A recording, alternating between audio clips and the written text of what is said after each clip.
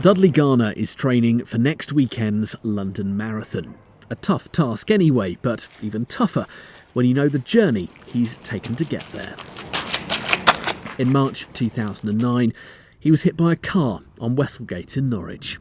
I've been out to see a band with my girlfriend, who's now my wife, and then decided to head home because I had an important game of football on a Saturday.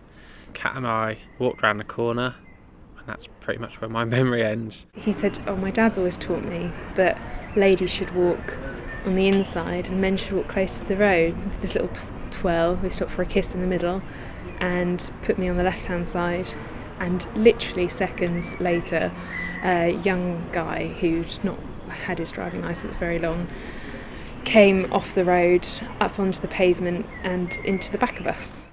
He suffered a fractured skull, a smashed eye socket, a hairline fracture to his neck and a permanent injury to his brain. By his own admission, after leaving hospital, it had changed him. He struggled to find words, he smoked and drank too much. He had depression and anxiety and struggled to come to terms with the new him after the crash. For a long time I used to get quite bitter about people not understanding what was wrong. I almost resented people who had physical injuries because I kind of wished I'd had a physical injury instead, because you could see it, you could put a label on it, and maybe you could understand it. After 4 years of ups and downs, a turning point.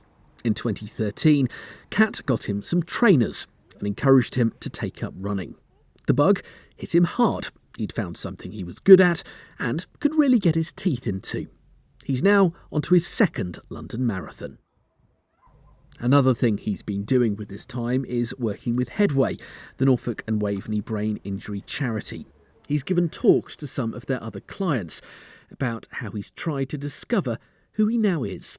Exercise is great for the brain. It helps your well-being, and it's helped Paul Dudley out of a very dark place that he was in for a time.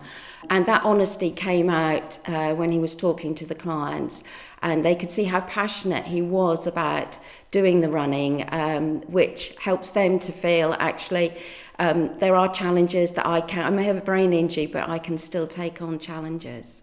Out training with the Norwich Gazelles running club, Dudley has plenty of support ahead of the marathon that he's running for Headway. Without being cheesy, running saved my life because I was so low before running and drinking and stuff and I had a lot of mental health issues. Well, I still do have a lot of mental health issues. I suppose I tried to find the answer before in the bottom of a glass, numerous other cliches. And now when I get wound up and worked up about stuff, I tend to go for a run. He's finally proud of himself. I think he can finally see how far he's come and how great he is. He's a great guy. He can achieve things if he puts the work in, and he does put the work in, and it has paid off. 26 miles of pain may seem like a long way for most of us, but this is one man who's already taken on a much more difficult journey. Neil Perry, Mustard TV, Norwich.